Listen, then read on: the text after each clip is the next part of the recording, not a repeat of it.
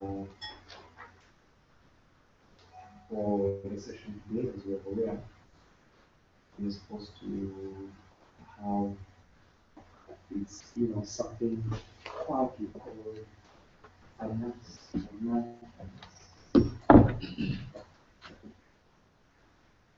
and the reason why we do this is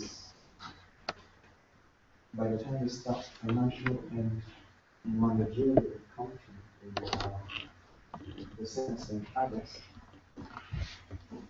there are certain assumptions that we make regarding the course that all of you have you're kind of the same page in terms of accounting. So the way the unit is designed is to start with some basics to advanced levels. We normally don't assume that we have background knowledge there, but nevertheless, our experience has been through the last 2 years, they still struggle in the course.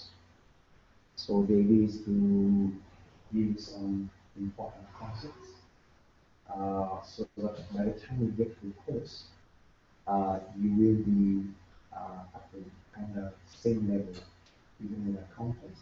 So accountants will be much higher, but at least whatever is required for you to be an effective executive is what will give you solution. So, just before we then commence on the accounting, one of the important places to start with is if you have the accounting profession, we normally say that the profession has about 5 main areas,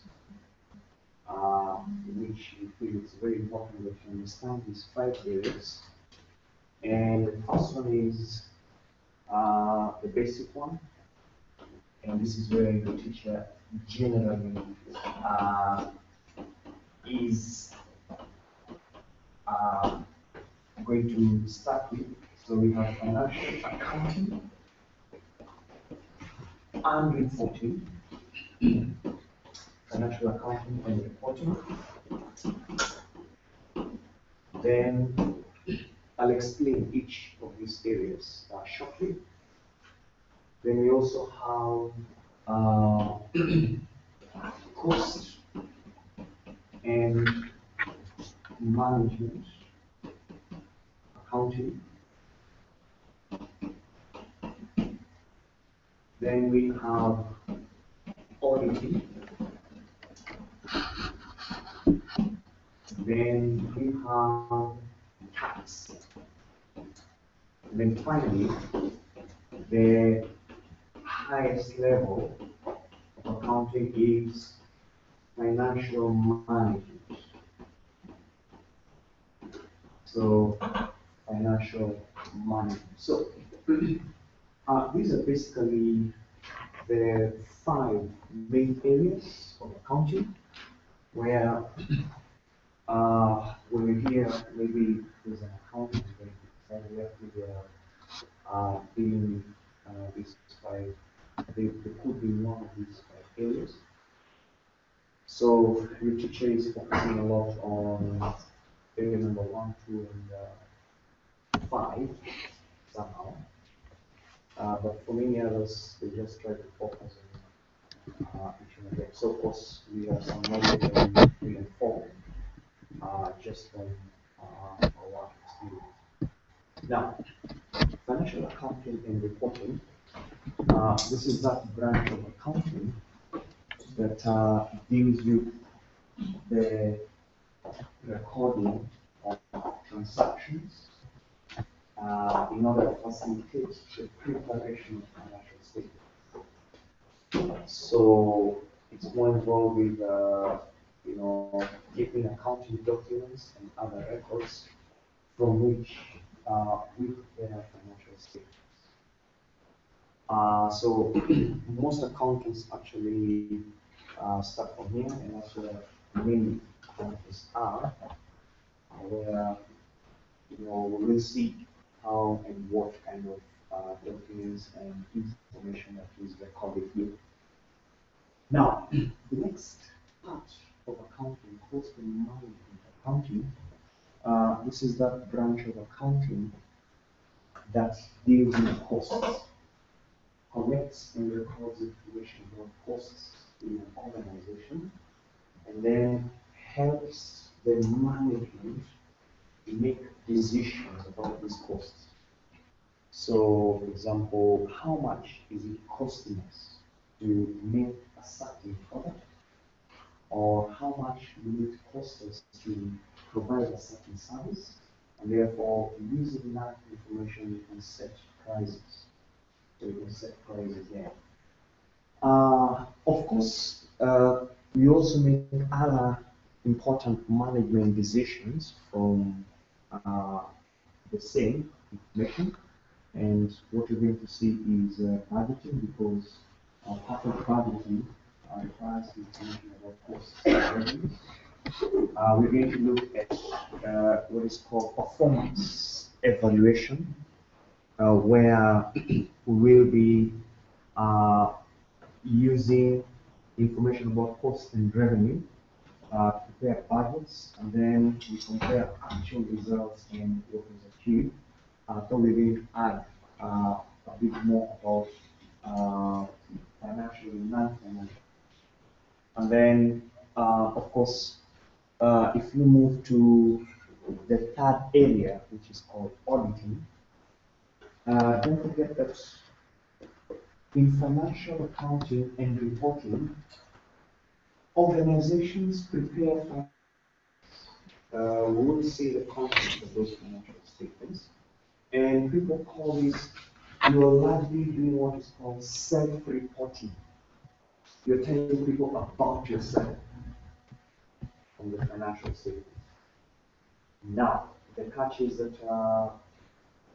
can we trust that you're telling us the truth about yourself? I remember many years back, I think he's only a teacher who was around at the time. When I was doing the interview to instruct they asked me, are you in this home?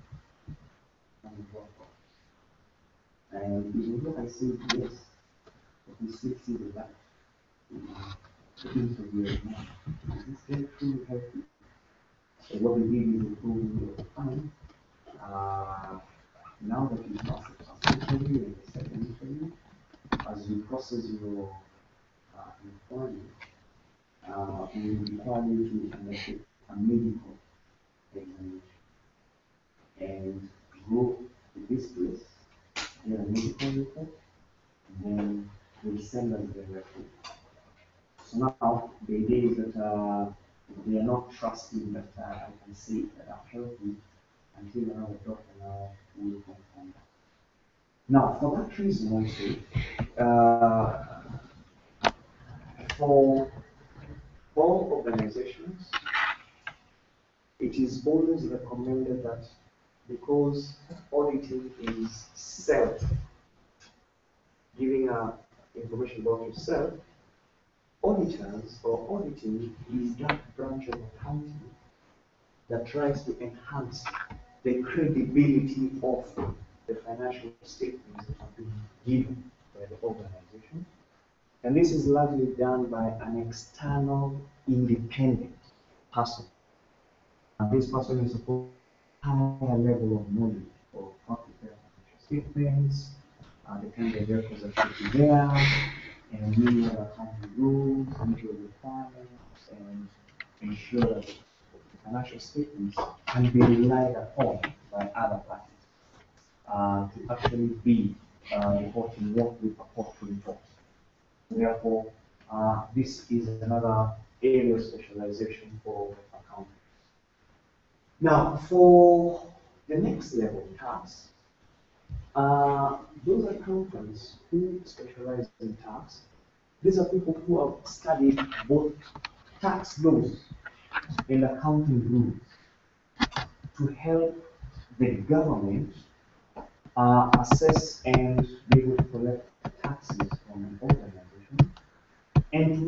help the organization understand the tax implication of its various transactions and how does tax affect your organization.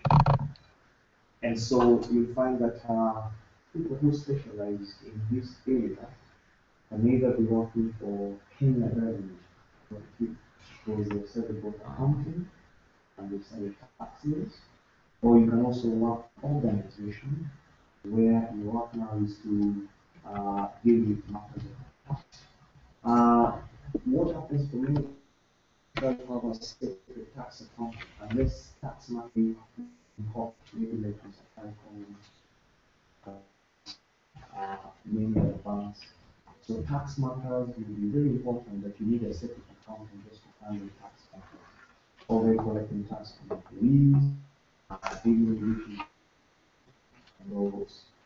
So those are my favorite and the study both the tax rules and also the accounting tools and assist in doing the tax matters. Then, of course, the last branch of accounting, which is called financial management, normally regarded as the kind of top level branch in accounting, and that's why you always hear a finance department being headed by a finance manager, a finance director. And this part of accounting is concerned with what resources the business should acquire and where will the funding of these resources come from. And of course, in addition to the various resources, how to finance the day-to-day operations of the business. And this person then is supposed to have overall knowledge in all this. He may not be an expert in all this area, but he's expected to be somebody who has wider knowledge because the process of raising or acquiring assets and financing them and raising capital to finance the resources will likely involve you knowing something about here, issues of costs and management accounting, maybe less to do with auditing, though you may need just to understand issues of auditing so that your supervisors in this further here. And many of those also have got tax implications. So a finance manager is somebody who's supposed to have that overall understanding of the business. And therefore then that will mean that this person is actually the one who is regarded as the top. So financial management is normally considered to be the top level kind of specialization for companies. Though there's also confusion because they say that finance is a branch of economics, accounting is a branch of finance. So, but people just talk about accounting and finance. So, accounting and finance is basically our area. So now, for MBA students, MBA is back when you're coming up with a curriculum, based on experience from your teachers and your colleagues who have gone through the MBA, and also based on industry practice and requirements, and some consultancies that we've done before, we actually agree that MBA students must know, at least must study these three areas. Area 1, 2, 5. And because of constraints in units in time, we have combined financial accounting and reporting and cost management accounting into one, and that is what is called financial and managerial accounting, and that's what you're going to do. And then, of course, later on, you're going to do financial management. I think that's what you do now. We shall not cover auditing and tax because these ones are more specialized. Because for you to study auditing, then you're targeting to be an auditor, which I think is not. And then tax also is something that's going before. that you may need to consult them. Now, even as you study these other areas, the idea is not to turn you into accountants, but it is to help you understand how financial accounting, reporting, and financial management helps you as a manager make decisions. Therefore, it's not converting to accountant really. Though, normally after this session, a lot of people inspire and they normally regret and wonder why were they have chosen the right career. That's accounting, right? Yeah. So in that case, that's just a very important kind of background. So what we shall do is the following. I will proceed on. The purpose of this session is just to give you a quick background and basics regarding this, and then to make your learning much better during the normal course, right?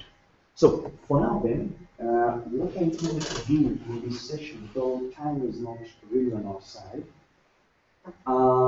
first you're going to get the notes for this session. We call it, sometimes called foundations accounting. Some people prefer that name because it's going to give you a good foundation in accounting. But again, of course, maybe for today I wanted maybe to do some bit of interaction here just to see how punctually and things that you know. Then in the next section, I think Saturday, we'll be able to commence with in detail trying to apply the basic knowledge that we have today. Now, what then I shall do is I shall move on straight away to accounting, and there are four things we'll cover, and one of them is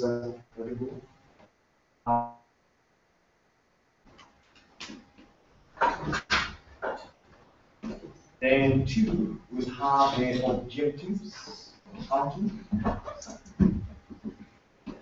And then three, we'll talk about users, accounting information, and then we'll talk about the accounting equation. So this was my target for this class before we can continue with the session for Saturday. So just as a move to introduction here, I want us to just have some bit of, I want to just understand from your perspective what is accounting, and I don't want you to give me those technical definitions or borrow from my introduction. I want you to go back and think about the Oxford Dictionary, okay, in a layman's term, right? You understand where accounting. Right. I know accounting is something that people say they need, but forget about that. Just what do you think is accounting? In a layman's language, without using any technical definition. Yes. Management of funds of money. Not money, money flow. Money? How can the cash management Cash management of the business. Okay, can you define it without anything to do with money? say for example, how much I'm spending in my sales of management and how much I'm getting in revenue from my customers. And also my assets and just So without money, cash, revenue, sales, is there any better definition? I want a definition without money and cash. Don't define accounting in any of those terms.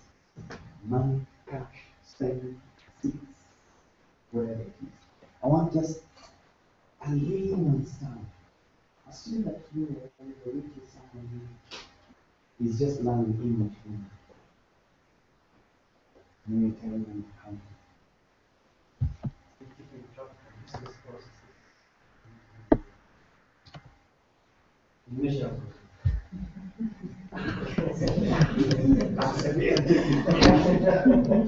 Business processes. That means that that could be someone in IT.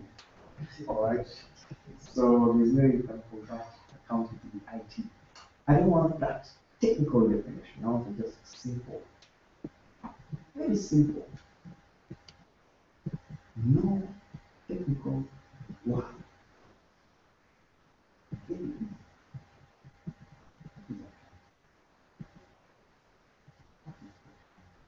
Give feedback. Give feedback. That will mean that all the teachers do in school, they'll do accounting.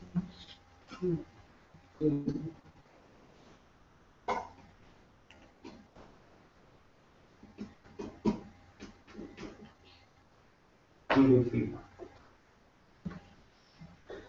Maybe, at least that one doesn't have any technical term. No technical term. At least you can start with that. But I want something better. Very easy. In a way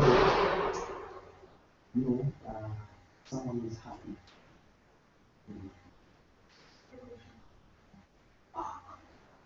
Keeping, everybody keeps them.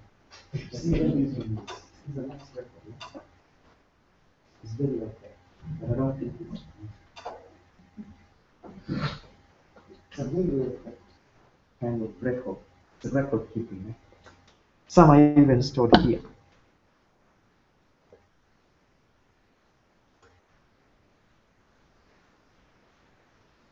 I think we need to revise the entrance exam for MBA. If you don't know this thing, simple thing, then that is what. If I can tell you, if you don't believe gym, you get an MBA.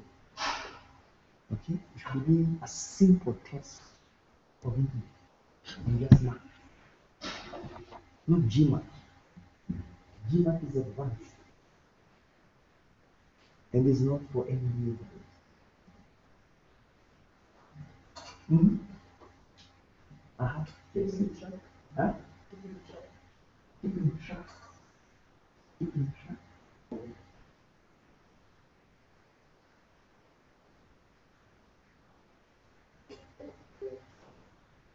Of everyday activity. I do that.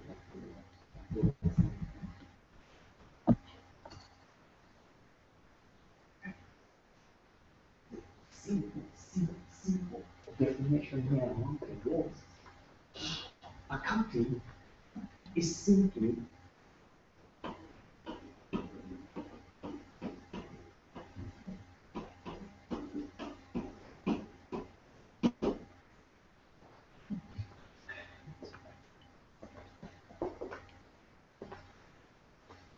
you know 6 weeks ago we were dealing with we were facilitating a session with journalists and I didn't put any problems that we wanted to meet so that we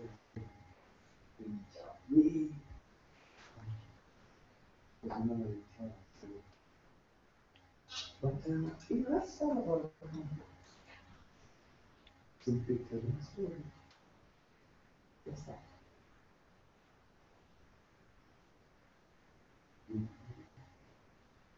I see.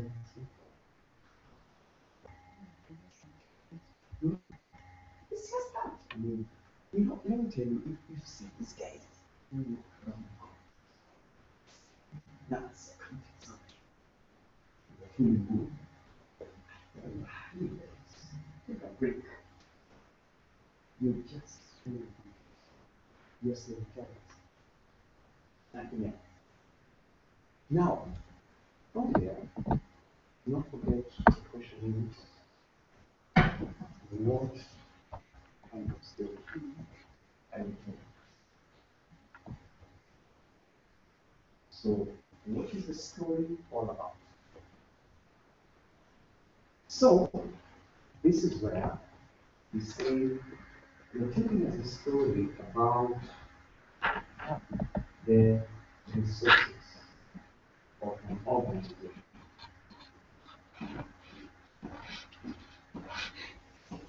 So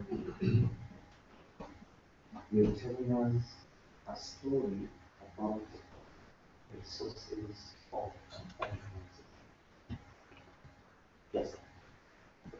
Now, in this context, then, what generally happens is that, and this is where I was scared that they are recording this session because some accountants might access it and come for my head. And what accountants have done is that if they can't understand that I have given out that secret, they will really not be happy. So, what they have done is that they have tried to change this into a formal definition of what accounting is all about. So, in a formal way, right, where they try to discourage people from joining the profession, or the middle there, we try to say that don't forget for your case, between me and you, accounting is telling a story about the resources of an organ. Just that. Now, that's a working definition. It's not supposed to be complex, it's just supposed to be that simple. But now, just to see how they have put this in a formal context, what they try to say is the following: that accounting, first of all, is a process. Is a process. So, of course, some of the definitions that you gave me, in fact, all those definitions are correct somehow. They're correct. But in the sense that I was looking for certain ones to help us to appreciate and have us to good starting point. So, we say that accounting is a process. Now, that process has three important activities. So, first of all, it identifies. So, it's a process of identifying,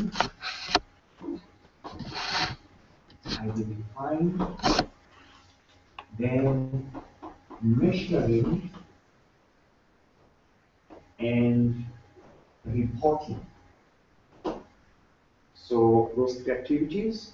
Now, what are you doing? What are you measuring or identifying, measuring, and reporting? Economic information. Economic information. Okay. To who?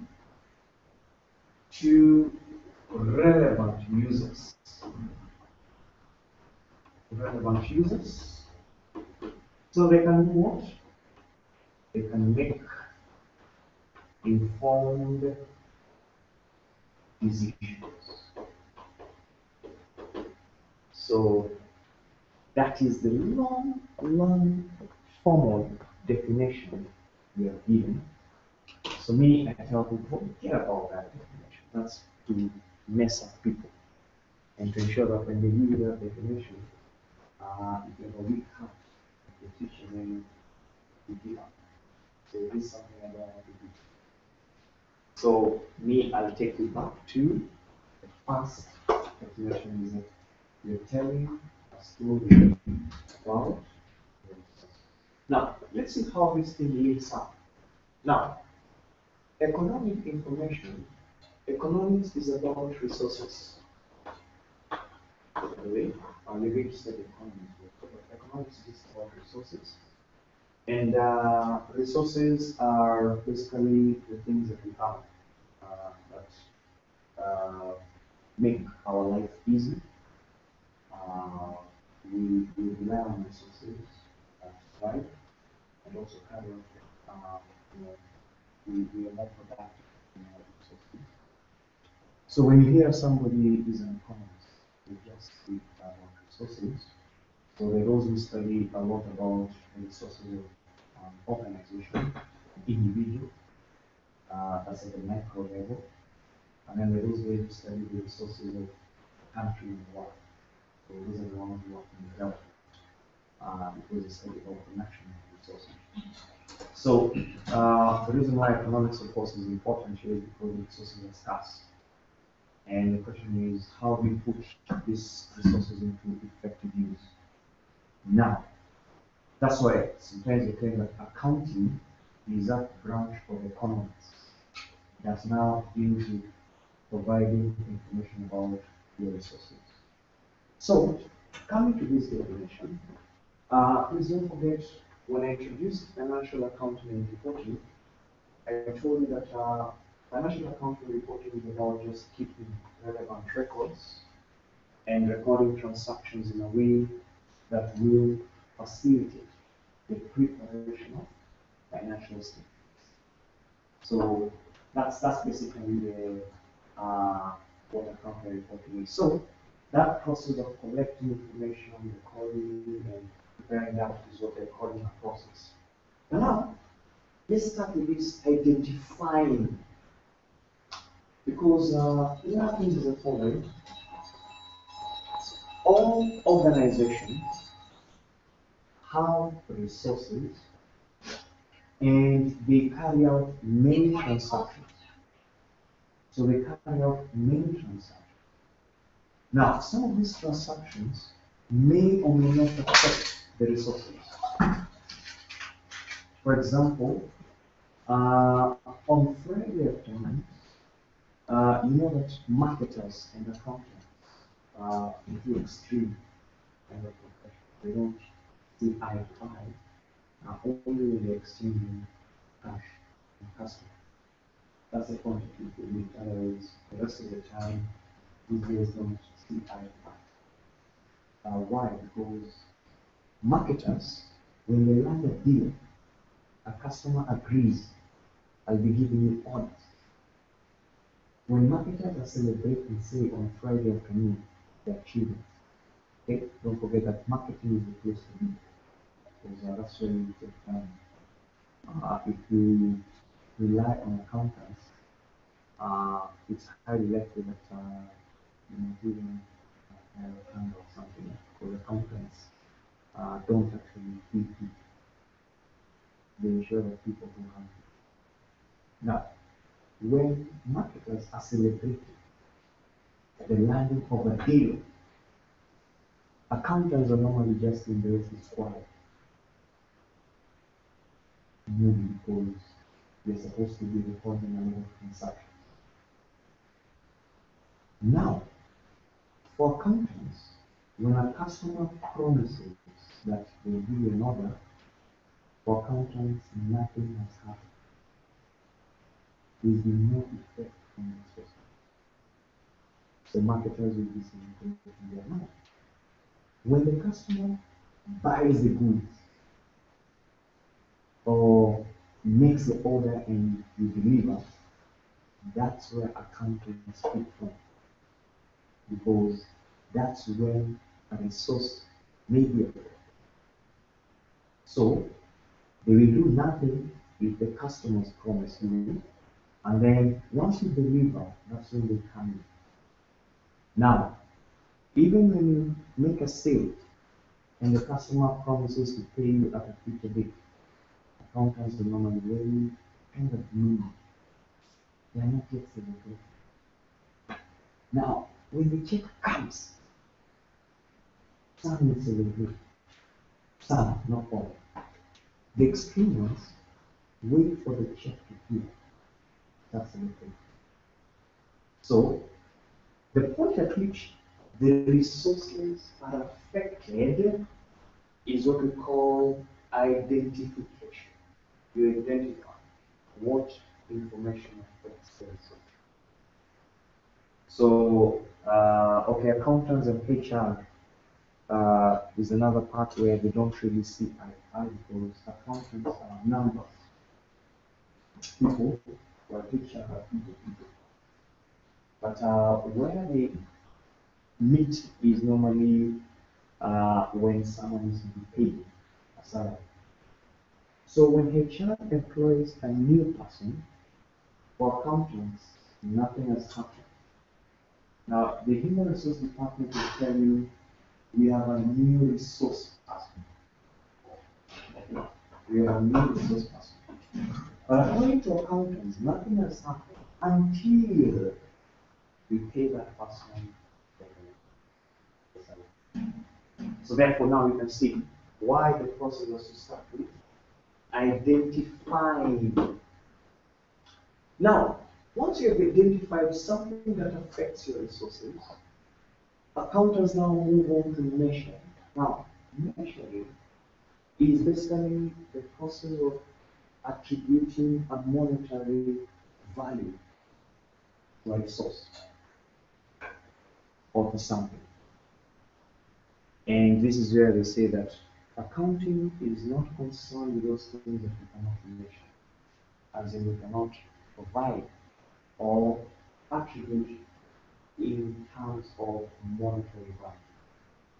So that's why, even though we have a relationship with a fantastic IT guy, we have this guy that's likely that the systems will collapse. Accountant says, sorry, that's a fantastic guy, that's a fantastic resource, but you cannot measure who you do. So therefore, we know. So what cannot be measured is known if not for accounting. So if you cannot attribute a monetary value to something or resource, we then we need to do that in some report. You know, like companies, we need to see it. Companies, you know, we have 3,560 staff. That's just counting, but in the main financial statements, other than their salaries, there's nothing else about staff. So you can have the best market, the best IT guy, you know, the best system security, somebody being valued. In fact, I was even telling those journalists these radio stations and TV, right? One of the presenters has a very long, a large kind of viewership or listenership, whatever it is. Unfortunately, that person cannot be measured. So therefore, that is important. Then finally, reporting is the end product of this process because this is where now we tell a story. So in fact, this is where my definition was coming from. Accounting is telling a story, so about the resources of the business. Just telling a story about the resources. So reporting is basically what we do. Now, we need to see what story then do you tell people. Yes, it's about resources, yes, but what about those resources? So that's what we need to look at. Now, we'll also see that not everybody is interested with that story. So that's why we use the term relevant users. Okay? Because everybody all over is telling stories. In a newspaper, when you read a newspaper, even in newspaper, there are certain stories which normally are not interesting. Watching TV, news, and when they get to certain sections, unfortunately, the culture around is always when you are coming up next is business. That's when now we get the kitchen, we get some water, we check out the news to see the neighbors, other brand, and then once you chat, and then you find a quick leader, business part, or lower than we go back. So, not everybody is interested with the resources or what happened to the resources. So that's why we talk about relevant users. We need to give a list of that. And then of course, so we will see that. Now, of course, unless there's any question regarding this discussion here. So bad news for you. That is between me and you.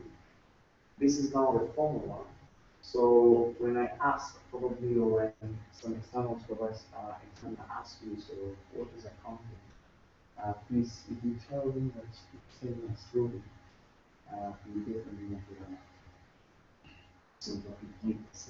That's the form. That's the one that you get. This first one is just between me and you. Our secret. If say we're having tea together and then I ask you, then you tell me that probably I try to it's not the same. But for example, let's ensure that you know the second one, because that's the one that is formal and is accepted. Because when people, when you try to give that top definition there, that one is not, it's not something that's accepted while you're in the accounting profession. But that's all it has. It just gives you a good picture. So are we okay with that then? We're right up to that point?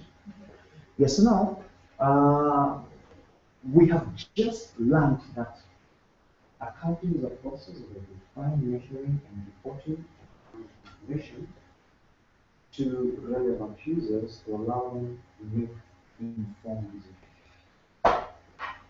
And informally, accounting is telling a story about the resources. So the next thing is, second stage here is objectives. Now, objective is basically, what about the resources? What is it that you're trying to tell us? So, and that is normally in the form of objectives of accounting information. Right? Objectives of accounting information. That is basically, so what is the story all about? Yes, we know it's about resources. So what about the resources and everything? And for this reason, we normally say that accounting information is there to tell us 5 things. Of course, accountants give 3 things. We have added the next two, and maybe I'm hoping in the future when I'm already on time. For me, the future is could be 1, 2, 3, 6, 7, when I'm on time, I can complete. Telling what we should have is free. So now, what is it that accounting is telling us about the resources of the business? And we normally now give it a slightly a better kind of, something that's a bit gisty in that sense. So 5 things. And the first one is about financial performance. Financial performance. I'll come back to that shortly to explain. Then financial position. Financial position. Then changes in cash. And then changes in assets and liabilities.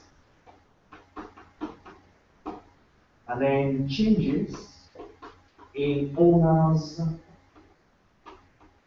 wealth. Changes in owner's wealth.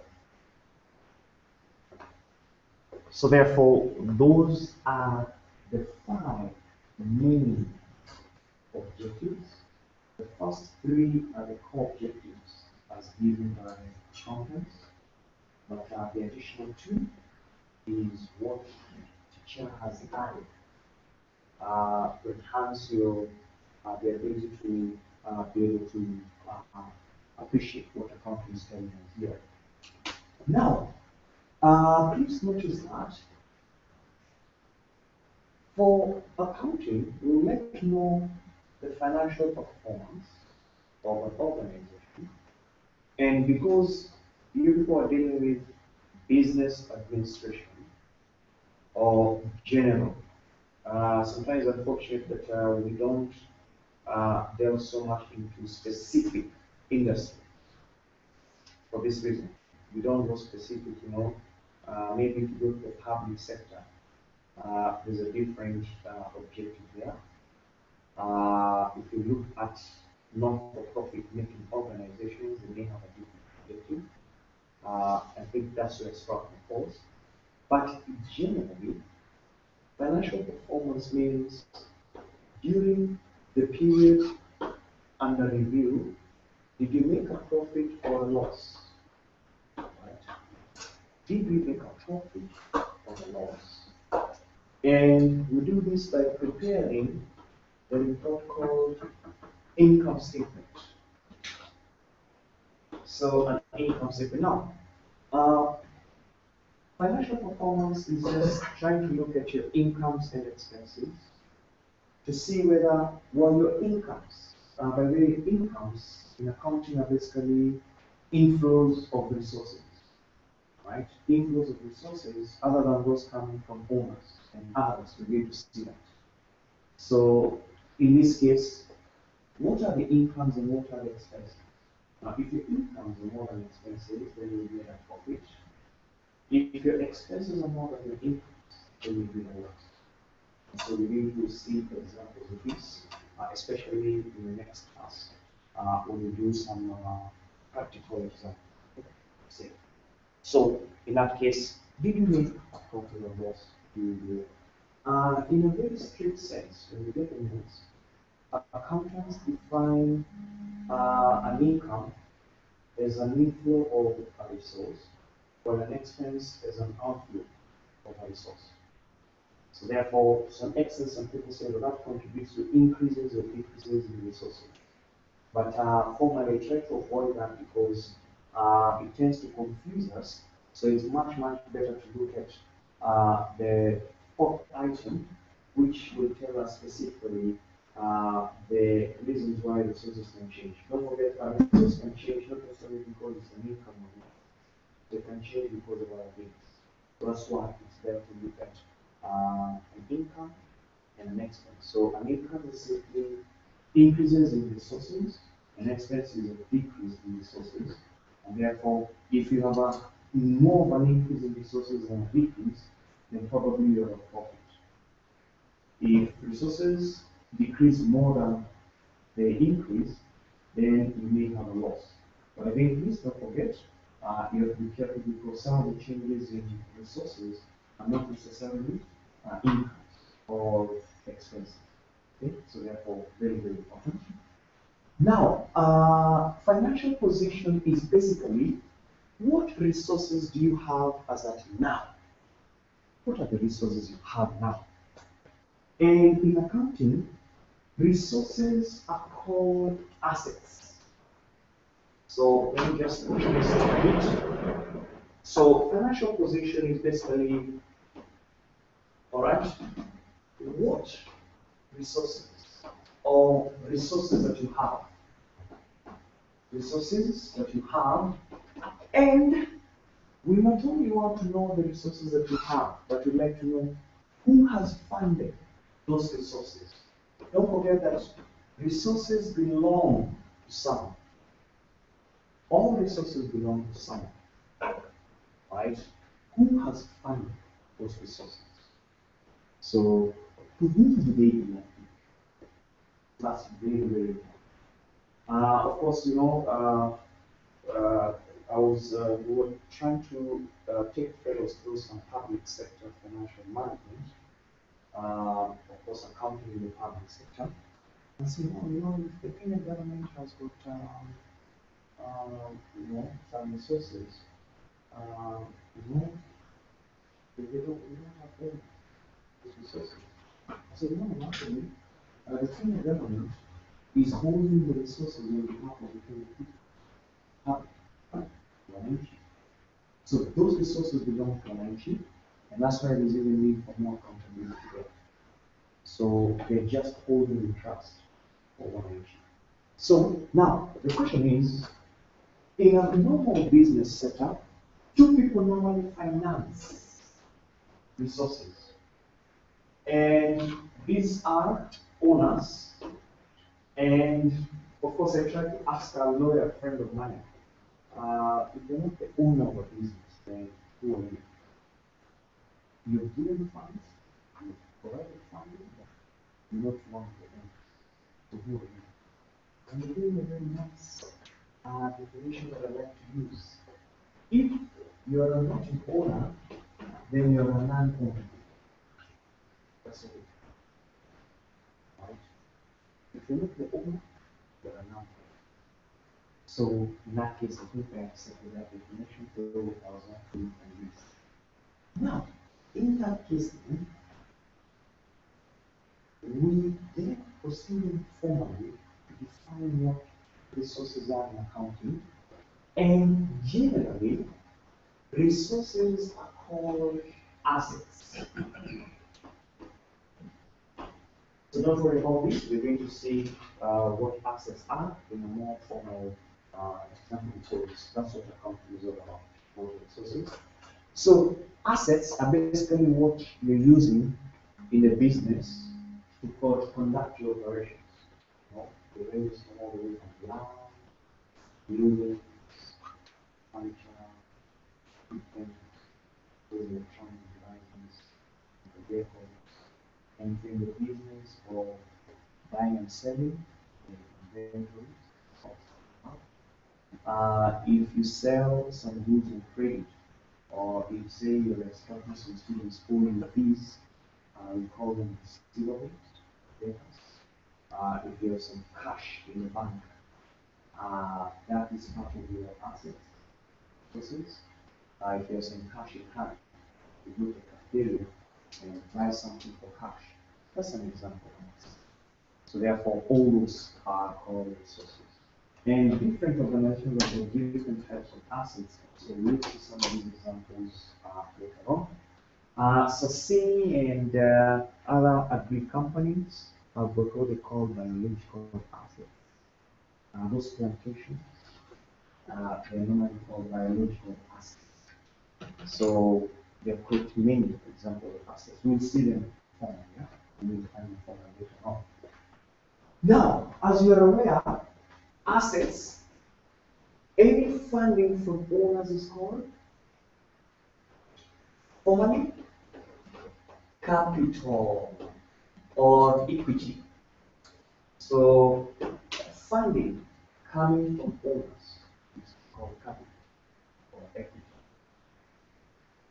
And of course, once you have capital, any other funding that is not from owners, that is non-owners, is called liability, or funding coming from non-owners is generally called liabilities, if they are many. So that means that in a business, assets belong to someone, owners, non-owners, and therefore money coming from owners is called capital, and non-owners is liability. So before sorry I didn't do the formal introduction well, but I'll do it later on, especially when we start the main course. Before I joined the business school, I was working in an administrator in another school, and there I used to meet so many parents. Sometimes in events, sometimes we have to start them. And some of the conversation will go like, my daughter is being an asset to the family, but says liability. So of course, we don't know they are talking to someone's proper definitions for this. We really can't tell. Now, the problem is that out there in the industry, people know assets are good, liabilities are bad. So now, this can help you to know that actually it's not really how we put it. Then, of course, sometimes I have the privilege of having lunch with the HR director, and once in a while she tells me, this person is really an asset. If you're doing the business. But, some of the people they work with are just liabilities. Right? So in that case, it's not my need to care because those are different meanings. But according to the eyes of the public or the layman, assets are good while liabilities are bad. But actually, it's not supposed to be that way. This is a proper application of what you know this type of that. So very good. So that's what we do, and that is what we call financial position. Now, for you to know the financial position of a business, so you know about the assets, capital, and liabilities. And please notice that for you to know about the business or organization in terms of financial position, we normally prepare a report called Statement of Financial Position. A statement of financial position. It used to be called the balance sheet in those old days. So when you come across the old accounting books, the ones where it's only a teacher who was there at the time, they are calling it the balance sheet. In a few countries, actually, they still use the term balance sheet. And I've seen a few companies that actually still do that now. At least the current name for the balance sheet is a statement of financial position. This is because it was very difficult for users sometimes to know, in the past, to know what is a balance sheet. You know, they say the title of a report should be able to tell you what to expect. Now, as a result, it's also likely that in the future, the name of the income statement may also change to something called Statement of Financial Performance. Those are the proposals, but it has not yet been put in place. By the way, also for the income statement, because it's telling us profit or loss, some people also just call it a profit or loss statement. Right? So some people just call it profit or loss statement. Which some people are saying that it's much better than the name of an income statement because an income statement to a layman, they assume that this is a list of all your income. You see, so unless they understand well that are actually supposed to eventually give you a profit or loss. So that's why people are saying now we can use the word profit or loss, or we can still use the income statement, or in a future kind of situation I'm looking at, not yet agreed upon, we call it a statement of financial performance. So that is likely to be the future term. Yeah? Very good. So, changes in cash. You see, cash is a very, very important resource for all organizations and even for people. You see that the teacher now has no cash. So that means that he can't say much because there's no cash. But they feel that because cash is very, very important, you have to give us a report about cash other than all the other resources that you have. Now, cash is one of the resources, it's one of the assets. But because it is very, very important, you have to tell us something about that cash. Now, what do you tell us about cash? You tell us the cash that you had at the beginning of the year, plus how much did you receive during the year, how much did you pay out during the year, or the period, or the year, and finally, how much cash you're left with at the end of the financial period. Now, when you tell us how cash has moved there in your business or organization, we call it cash flowing. Right? So now, in this case, we prepare a statement called a statement of cash flow. So then, in this case, please, don't forget, tell us opening cash plus receipts minus payments, which will give us closing cash. By the way, this is cash that you have in the bank and cash that you have with you in hand. And then, of course, the receipts. This is now what you received during the year. Now, don't forget, there's a difference between a receipt and an income. We're going to see that. And then payments. There's also a difference between a payment and an expense. So the two will be the same. And then, of course, how much cash you have with you at the end, in the bank or with you in the business.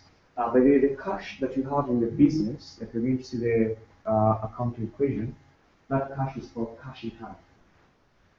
So if you have cash in the business, so it's in the till, it's still called cash in hand. Yes, sir. When you say here cash, is it the physical cash? Or because there could be some payments which we have received some invoice, but we have not made the payment. But it's still we have to make it. That is physical. Physical. Yeah, that paper in the company. Yeah. So that's the cash you have. So people talk about cash in hand. Those acts, somebody told me,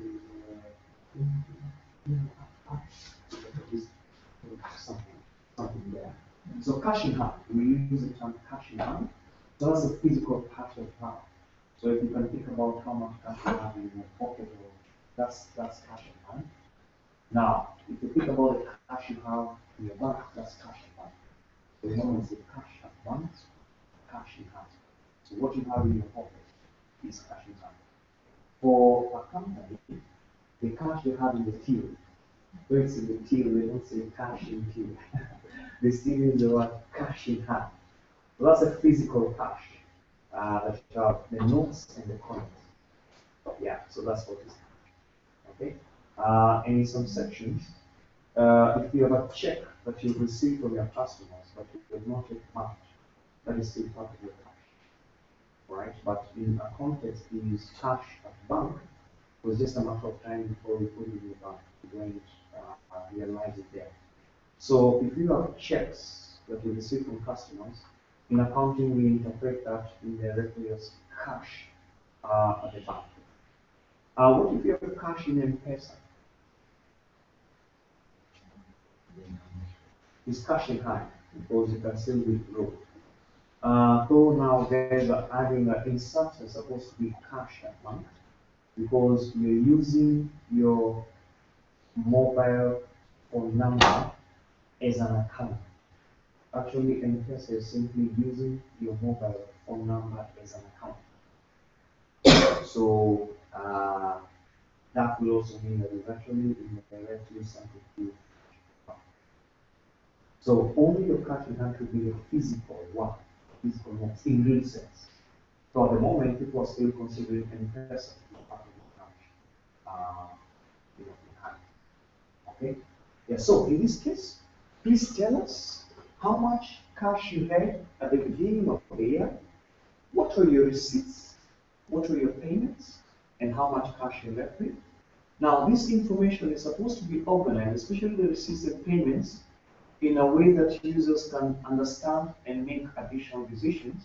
So I will explain later on in class how cash from receipts and payments is actually classified into three important categories that help users be able to even evaluate a business further.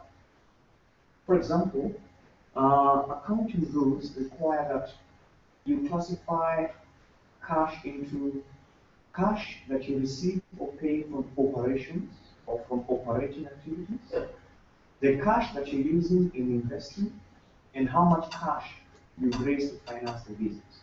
You don't have to write that now, but you're going to see this more when you do examples. Now, if your customers give you cash and you pay your suppliers and you pay expenses, we call that cash arising from operating activities. You're operating. Your customers are giving you money. You're also paying your suppliers. You're also paying expenses, salaries, and wages. So that is called operating. Now, if you receive some money from selling, say Strathmore decides today, or the business school decides we're going to replace this seat with another one. So we don't want to throw this in some scrap, we decide we're going to scrap it by selling. Now, when they sell that seat so that they can use part of the cash to buy a new seat, that cash is called investing. Because when you buy assets in your business, you're investing. Now, when you buy new cars, new furniture, new land, that is also called investing. Then, if you ask owners to give you more money, or if you take loans and you get cash from loans, that is called financing the business. So therefore, we'll see that participation. Now, the report that tells us something about cash is called statement of cash flows. It is telling us how cash has flowed in the business. This is what we had, this is what we received, this is what we paid out, and this is what we left with. So many years back, it used to be called a cash flow statement, but then it changed to a statement of cash flows. That is how accountants are innovative. Okay. So in UK, those old days, they used to call it a statement of receipt and application of funds. How do you receive and how do you apply money? So they drop that. They say, okay, fine, it's a bit of business. Now, in addition, then, we would like to know Strathmore University had billings of 1 billion in 2012 at the beginning. At the end of the year, the billings are worth 1.4 billion. Why? That's what users want to know. So, this is called changes in assets and liabilities. A business had a loan of 5 million at the beginning of the year, and at the end of the year, it's 4 million. Why? Because don't forget, a liability, a loan is a liability. So therefore, why? So please notice that, unfortunately, we do not have one report to tell users why your assets and liabilities changed, but currently accounting rules require that you give users some sub-reports for each asset and liability to explain why it changed. And people would like to call this a reconciliation statement of the opening and closing balance. So for example, stockbroker saying, wow, land. Our value of land at the beginning of the year was 500,000. During the year, we bought some more land, additional land at 200. And then the market value of land went up by another 100 million. So at the end of the year, the value of land in our books, that is called a reconciliation statement of the opening and closing balance. So we normally tend to do that for most of our assets and liabilities. By the way, a statement of cash flows is like a reconciliation statement of your cash. So it's another type of, oh, this is a unique report and really given prominence. So we say here, reconciliation statements to tell us why the different assets and liabilities actually increase or not. So why did land go up? That's what we want to know. Why did this loan go down? Did you pay? Or was part of it cancelled? You don't know until you tell us. Therefore, that's what we do. And just to be able to know the changes in assets and liabilities, accounting rules require that when you do financial statements and give them to users, give them the financial statements for last year and the current year, so they can do those comparisons, and then you can explain to them why they need it. So in that case, you have to provide that. Now, finally, we normally want to know capital. You see these accounting equations. I have said item 4 is assets and liabilities. But one of the more prominent areas that people want to know is how do the owner's capital change? Now, don't forget that capital in the business is what we call owner's wealth. So, owner's wealth is capital equity. It's in a company you're going to see another name for that. But definitely, owner's wealth in a business is called capital or equity, or some people even call it net worth. Yes, net worth, right? So they're making it companies, they use something called shareholders funds. We'll see that. So those are common names. Now, if we want to know how the owner's wealth has changed, we normally prepare something called a statement of changes in owner's wealth,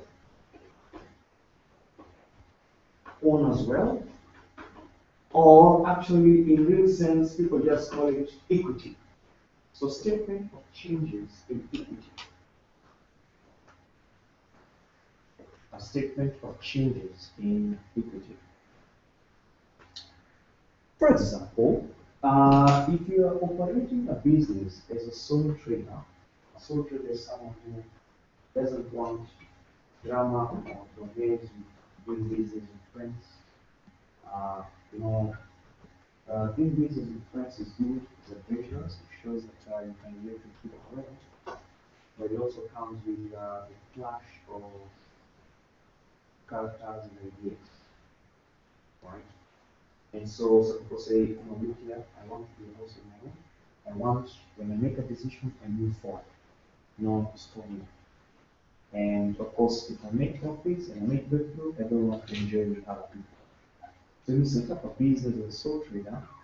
Generally, what we do is we say the following. Initially, you can bring in capital. By the way, contrary to what many people think, owners do not need to introduce capital in the business in form of cash. You can actually decide if you have several houses, right? One in Bunda, you can decide the one in Bunda we can convert to business office. So use another one. So people normally value that house and then they convert offices, and now you move it, it comes under assets, and then down here you now have your capital. So the value of that house is now your capital. You can also decide to bring in one of your cars or some of your cars to the business. If you have too much furniture in your house, you can say some of it I'll take it to business. So we normally say that you don't have to introduce capital in the business in form of cash. So you can bring some of your resources. And an extreme case, actually, you can also pay the expense of a business from your own resources, and that is also capital contribution. So, other than that, we normally say this was your capital at the beginning of the year. During the year, it went up because the business made a profit. Because profit belongs to owners. So you add profit to the capital. However, don't forget also that people use a business to survive. So you might also be making drawings on the business. So now, what will happen is as follows. Your capital at the beginning of the year might increase because you brought in more capital, you made profits, but then you also took out some resources from the business. When a sole trader takes out money from the business, that is called drawings. It's called drawings. Drawings. You draw from the business. And now you have your capital at the end. So that's an example of a statement of changes we can do or own as well. We'll discuss about partnerships and companies later on as soon as we finish on looking at it. So in other words, please notice that the definition and these parts are very critical because they now lay a foundation for you to understand what accounting is all about. So every time you read financial statements, like you're going to do, most of them will be focusing on those five things. Financial performance, financial position, change in cash, change in assets, liabilities, and changes in form as well. So, just before then we break, what we'll do, we'll discuss the accounting equations and the examples in the next class. What I'd like us to do then is, we've discussed what is accounting, what is it telling us. So the next thing is, who is being told, or who is interested. So just to take a break from monotony here, because I've just been doing talking, and nowadays, because my words are very valuable, I'm about to run out of words in our class already. What I'll do now is I'll shift focus on you guys now by asking you to please, for me, at least 15 people you think are interested with knowing all these things. As in, tell me about 15 users. You can discuss with your neighbor, and if you don't have a neighbor, you can go on WhatsApp. Okay? So, tell me at least 15 people you think are interested with knowing all this information. There are more, but because I understand you guys are only as well. There are only around 50. Because I left you there, the only answer. Okay?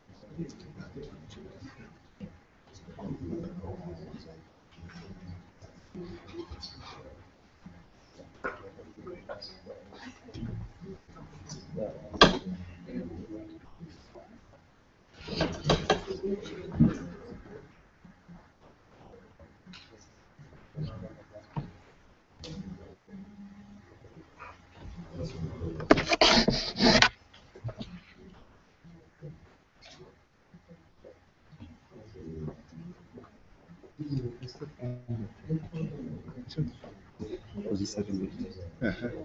Can do it at 10:30. 10:30. Then I go to the other one at 11. till 11. 10:30 then I do some tea quickly. Uh-huh. And I go to bed. I think 10:30 is okay. Yeah, that will be okay. So then you can finish the accounting equation. Yeah? Okay. Yeah. So then you want to give me a laptop? It's not, Next time if you do it, but you know these things require mic. yeah, it's just I see everywhere people mhm. have a mic. Okay, right. Because when I moved here, Yeah, the sound. yeah.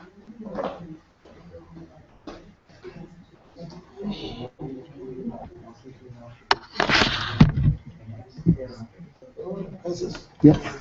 Oh,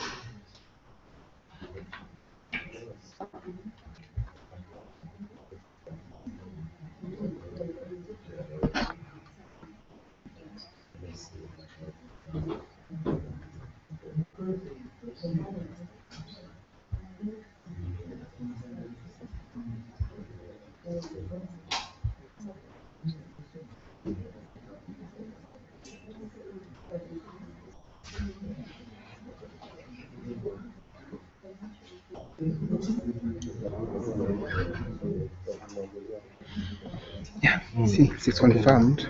It's confirmed. It's much better. It's asking about it here. It was trying to listen, but it was not clear. But Anya, yes, it's much better now. Okay. All right.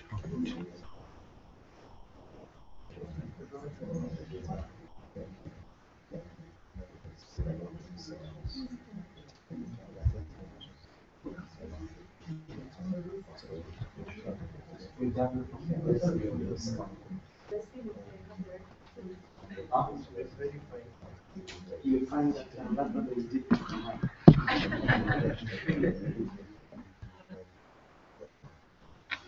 Okay, so 15 users. Let me start with the one who has 15 users. Then from there, you can tell us the users that you have. The other person doesn't have. You guys have 15 users? 14. Do you have 15? 11. 11 now? 12? 14. 14. 14. Okay. Let me start with 14. 14 here. Yeah, 14 here. Yeah. You have You stop 10 of the 15. Yeah. The shareholders, Mhm. investors, Mhm. customers, creditors, buyers, sellers, the government, and the government has regulatory, the respective reviews, and then the auditors, then the lenders, management, the staff, community around, professional recognition, potential employees, national community, security, Very good. So, do you have anything that he doesn't have? So I'll start with insurance agents. All right. Bankers. Bankers, That's more. competitors, pension companies, That's more. tax must say the government carry, Board of directors. board of directors, policy makers. Hmm? Very good. Now, in fact, non-owners who are very good. Now, in actual sense, all those people you have listed, you're right, or you're correct, depending on which is the right term to use there. And notice that the number of users of accounting information or reports is infinite. Uh, in one session, I gave 30 minutes for guys to tell me, and I was able to get nearly 50. People were able to tell me even innovative kind of answers, thieves and fraudsters. Okay, yeah, so you actually have so many ways people may use accounting information. Now, for this reason, accountants, for the first time, have tried to make work easier for you by simply having only 7 users. Because anyone else, they put them in like categories, clusters. We group them into 7 users. Now, the best way to actually deal with users and to understand the users better in the way accountants have clustered them is to start with the guys who have set up the business. And these are called the owners. The owners. So this will now include all those guys you mentioned, like shareholders, the sole traders. Don't forget that the donors or NGOs. People talk about the voters for country when they're using the public sector financial, investors and other potential people. When you want to invest in a company, then you call it a potential owner. Therefore, this category holds all those kind of groups: investors, holders, worker owners, sole traders, partners, voters who the owners of any resources of the account.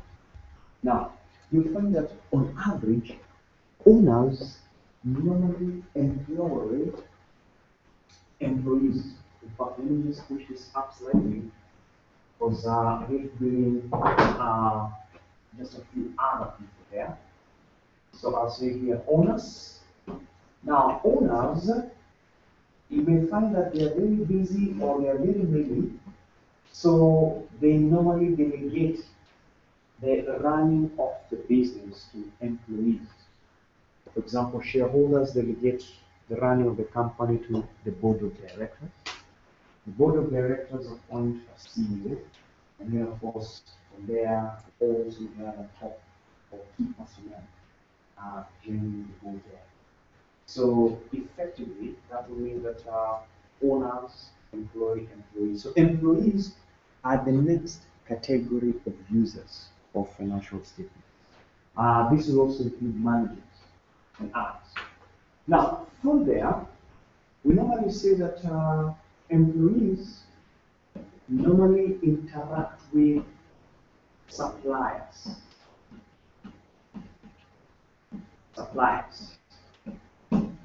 So, suppliers of goods, either for cash or services on credit, are the next category of users. So these are the guys who will supply you with goods and services.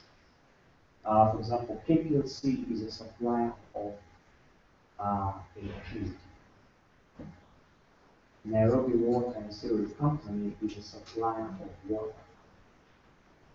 Then you also have the suppliers who supply you with goods in order to, you as part of the business. So therefore, all those guys fall into this category.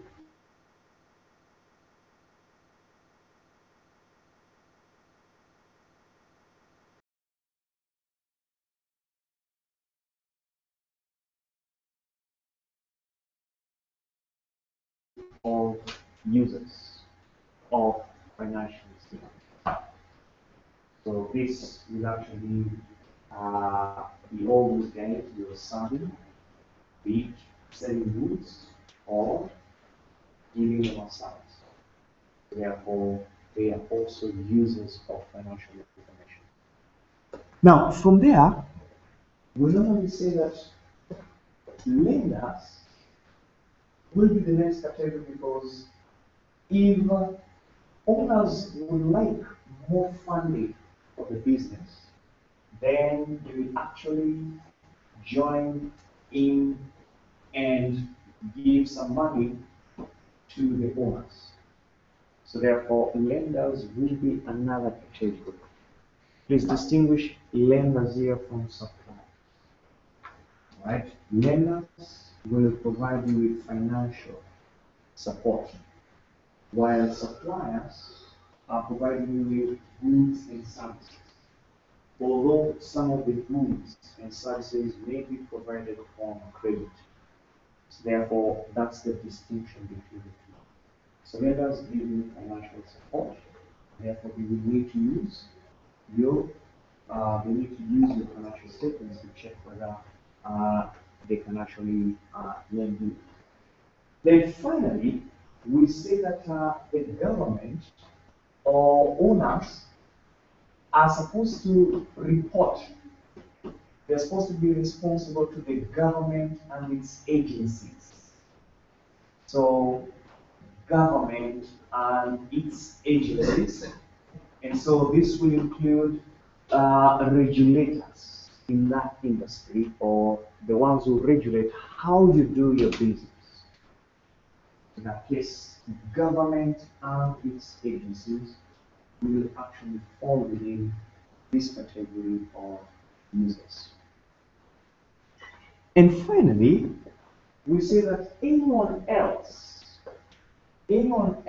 who does not fall into this category, we say that owners, any business that you set up is supposed to serve the public.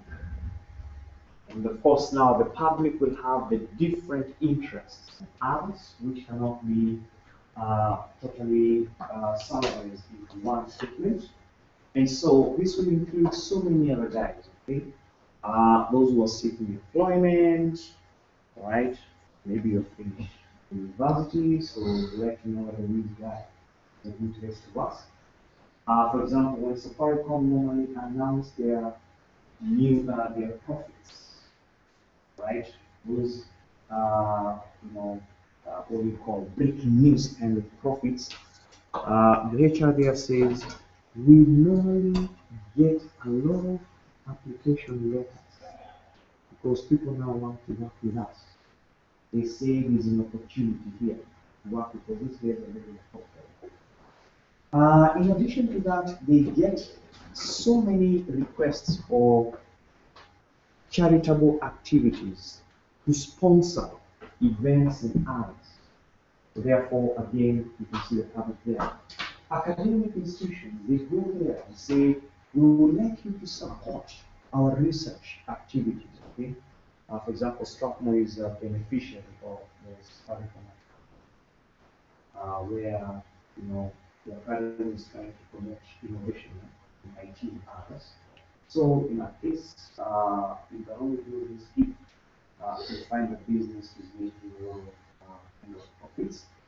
And of course, now you can put in any other character there. Maybe competitors. We don't do financial statements for competitors as such, but if the competitors can take the financial statement and see how you're operating and see where you improve on, then but we don't do financial statements.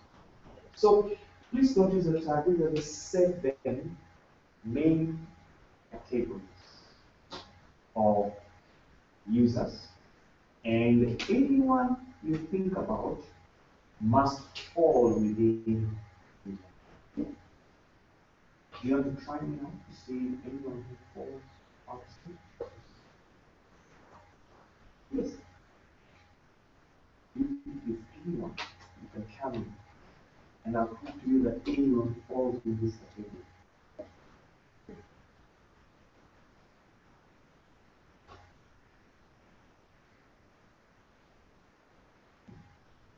And then it's the insurance company. Insurance company? So, yeah. So they supply. They supply you insurance. They supply.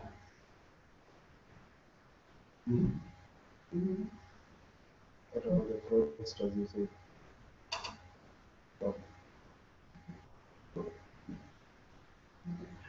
In banks. Or here. In others?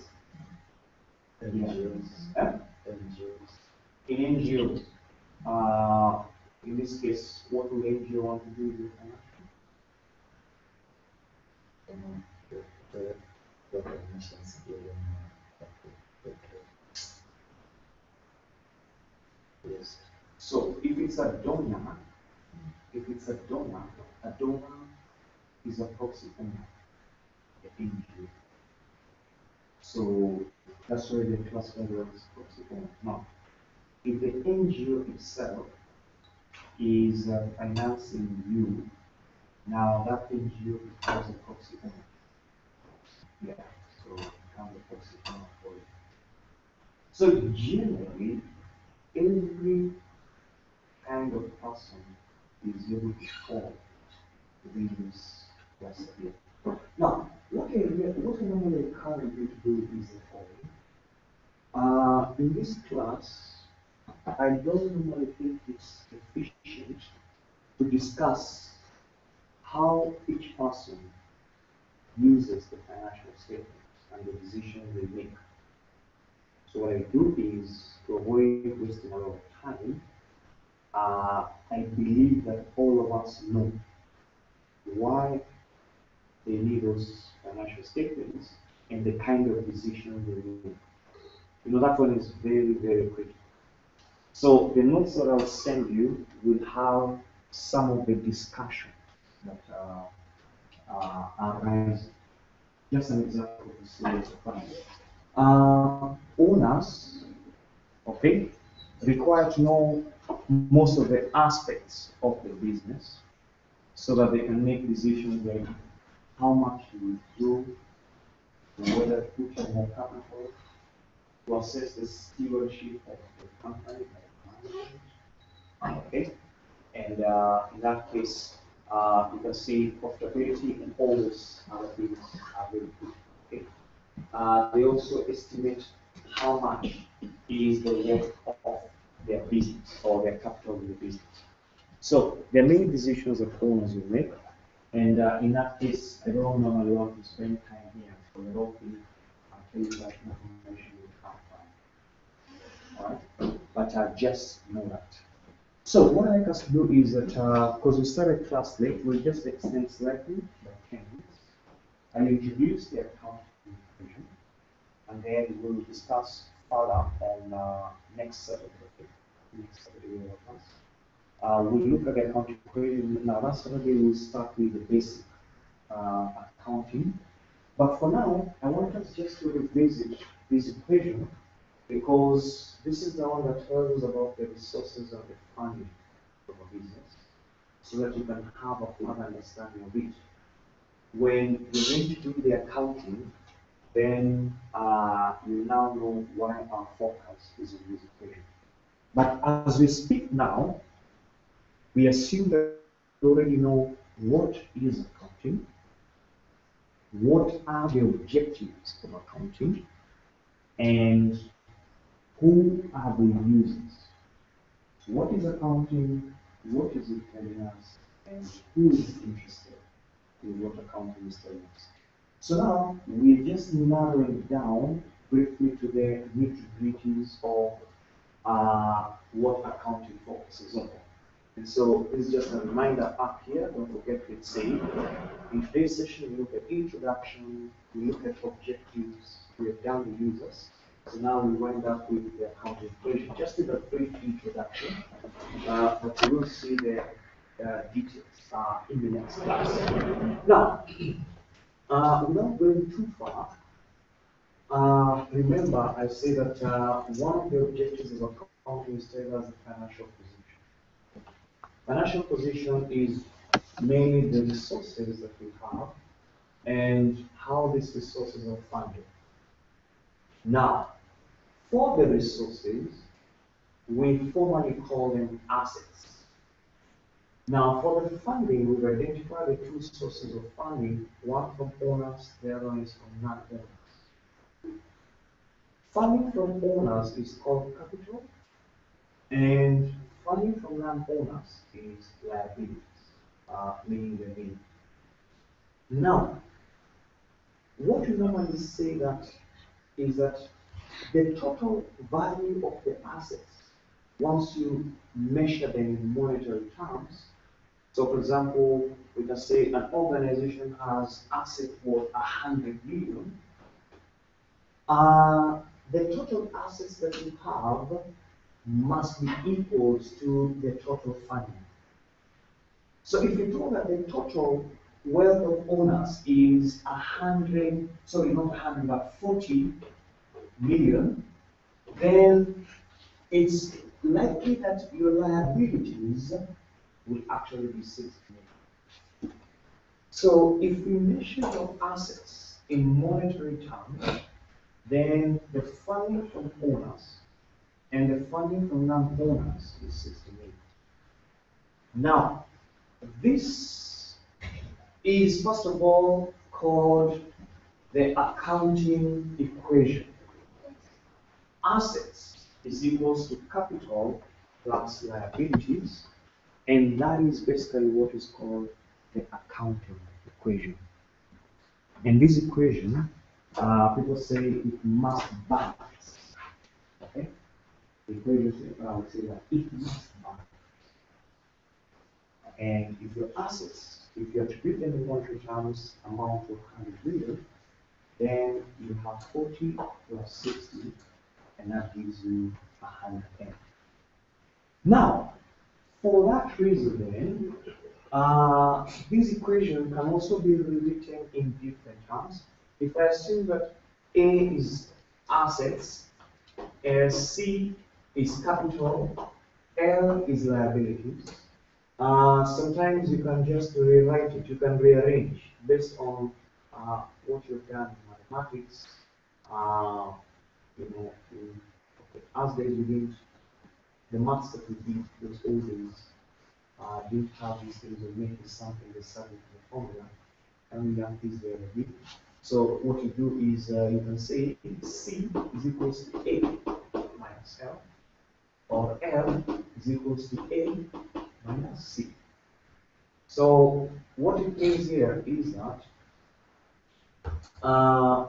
if you're given assets and you're given liabilities, it's possible to infer what capital is or to deduce what capital is from this equation. If you're given assets and you're given capital, then it's possible for you to deduce what the liabilities. Therefore, again, please don't forget that these three are just variations. Actually, the first one is the main accounting failure, while these two are variations, but they are the same accounting failure. So, given given two items, you can get the other. Yeah, that's what we referring to there. Now, very quickly here, I want us to focus briefly on the types of assets and liabilities and capital, because that's the next part before we look at examples on how they change. Now, first of all, don't forget that A is equals to C plus L. So the question is, what type of assets, what is the type of capital, and what is the type of liabilities that we have in that business? Now, for the sake of uniformity, in accounting, other than the finance sector, accountants have agreed to have assets, categories of assets and liabilities in the business. And generally, for the purpose of understanding assets, we normally look at nine. So, for the purpose of assets and liabilities, accountants normally split the time horizon into short term and long term. Now, to start with, assets in an organization for accounting purposes are classified based on how long they will exist or they be there in the business, or how long it is expected they will be in the business. So for this reason, first things first, the horizon for accounting is the short-term period is the next 12 months. After 12 months, it's long-term. In the investment industry, they have short-term, mid-term, and long-term. Short-term is 3 years, mid-term is 3 to 5, long-term is up to 5. In accounting, we say short-term is the next 12 months, calendar period. And in fact, that's the period of reporting. Now, so what is the rule? The rule is as follows. Any asset that will be in the business in the long term, that is beyond 12 months, is called non-current asset. So please notice that any asset that will exist in the business for a long period of time is called a non-current asset. Now we have assets are classified into non-current, and any asset that will only be in the business for the next 12 months is called current asset.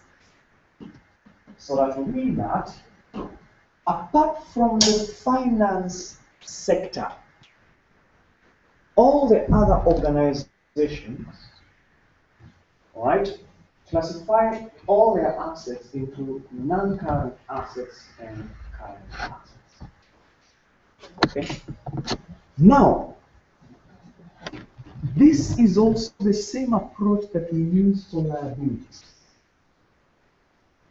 In organizations, liabilities are also classified on the basis of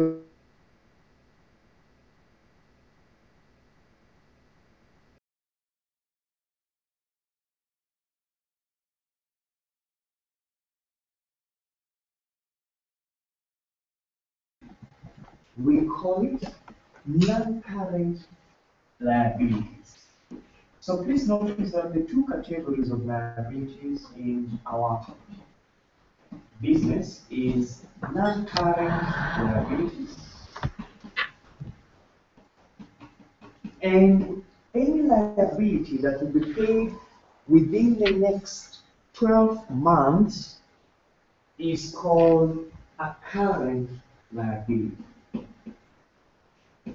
of current liabilities. So in this case, all I'm telling you is that other than the finance sector, in all other entities, assets are grouped into non-current and current.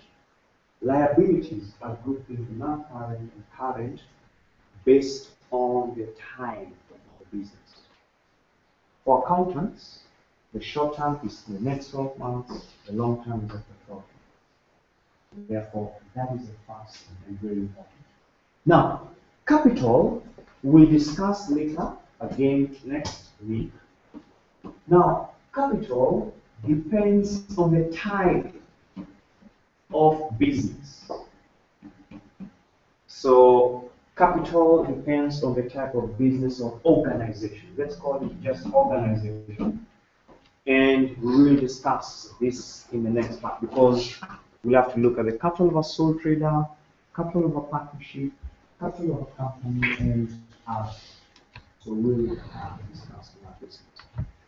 Now, in this case then, what I'll do is that under non-current assets, we also have subgroups.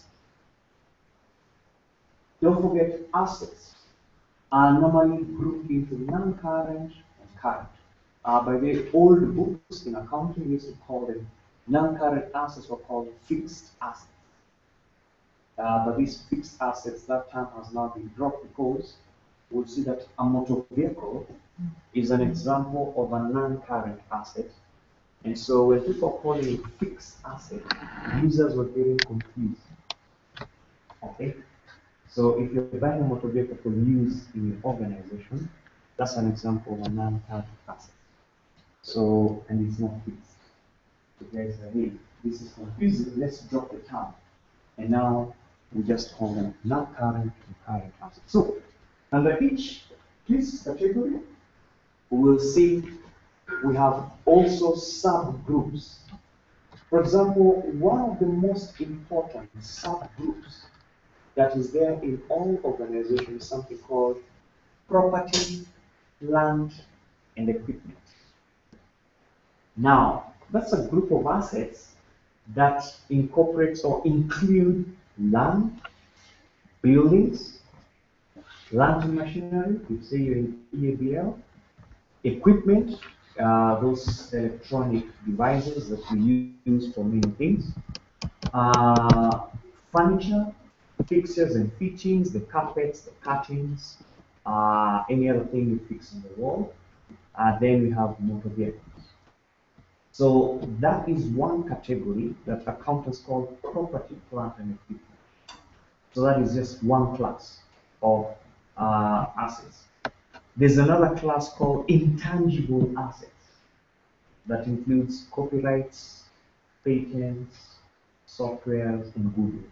So what I'll do is that let me leave it at this point because it's already 10:30, so we'll cover just for 2 hours. So what we'll then do is that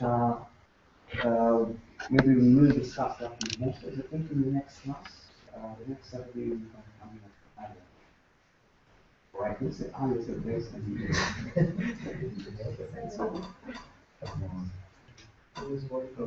can we do 7:30?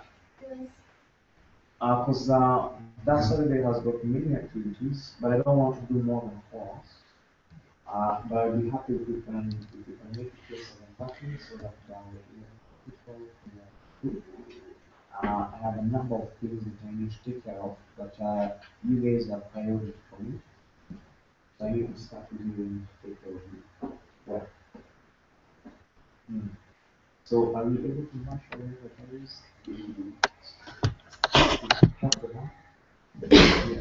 Although the roads will not improve. Is that right? Yes. We will have had a session this afternoon, but apparently you're available. Okay. After tea, I'm going to the normal in executive board. We will have this class actually in this morning, but we said you can't use. So we'll have a class left from 8 to 1. and they agree to, like I say, give me the report. So you take care of them now, and I go there from there if you want. That's why I want to dash this one, and then come back to the answer. I think it would be difficult to concentrate on the week before. To be a bit active. I think, and also, we don't want to do too much. If the others want to. So, yeah, I think next Saturday, that is not off. Everybody can do it. And it's going to be very important. So, I'll send you the notes, look at them in advance. So, if you can now be my envoys, my ambassadors, please teach. I want us to adopt after you and take them through what we've done together. And then next Saturday, things can be easier. So we will confirm, yeah. Not more than 4 hours. We will be trying to try to do more than 4 hours. So we'll definitely do some important things. Is that okay? I think that's important. So we just try to come early and the earlier we are, we'll take a short break and then we continue after 1 minute. That's all. Okay. That's okay, yeah? Great, so we'll catch up, and it's also subject to confirmation from Moses because I don't know whether Moses will agree to hear that. Yeah, okay. For me, it's okay. Okay, I've been here early. So just start. Yeah, And they normally are here by 7, yeah? yeah. In fact, I used to come early. Oh, I hear you even here at 7 on a Saturday. So it's not anything strange.